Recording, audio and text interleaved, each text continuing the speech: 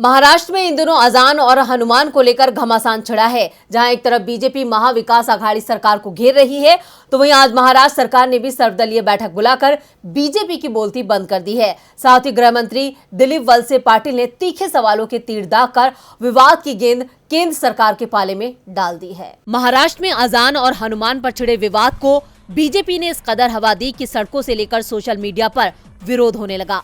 महाराष्ट्र सरकार जितना शांत करवाने की कोशिश करती है, बीजेपी उतने ही आरोप मर देती है। अब इस घमासान पर लगाम लगाने के लिए सरकार ने सर्वदलीय बैठक बुलाई, लेकिन इससे बीजेपी ने दूरी बना ली।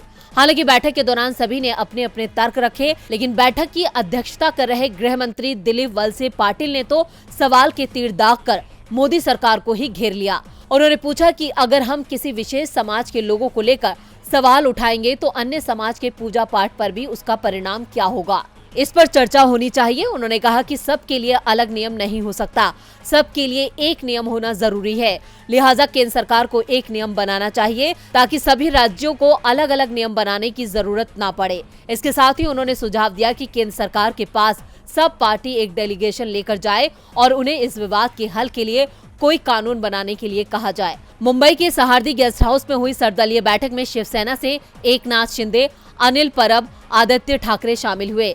इसी के साथ ही अन्य दलों के नेताओं ने भी हिस्सा लिया, लेकिन बीजेपी के नेता इस बैठक से दूरी बनाते नजर आए। मीटिंग में शामिल नहीं होने को सही ठहराते हुए बीजेपी नेता देवेंद्र फडणवीस ने कहा कि जिस तरीके से बीजेपी के नेताओं पर हमला हो रहा है, विपक्ष की आवाज को दबाया जा रहा है, ऐसे में हम गृह मंत्री की बैठक में नहीं जा सकते हैं। अब भले ही बीजेपी सरकार को घेर रही हो, लेकिन गृह मंत्री ने तो गेंद केंद्र के पाले में डाल दी, जिससे बीजेपी सरकार फंस सकती है। डीबी लाइव की रिपोर्ट।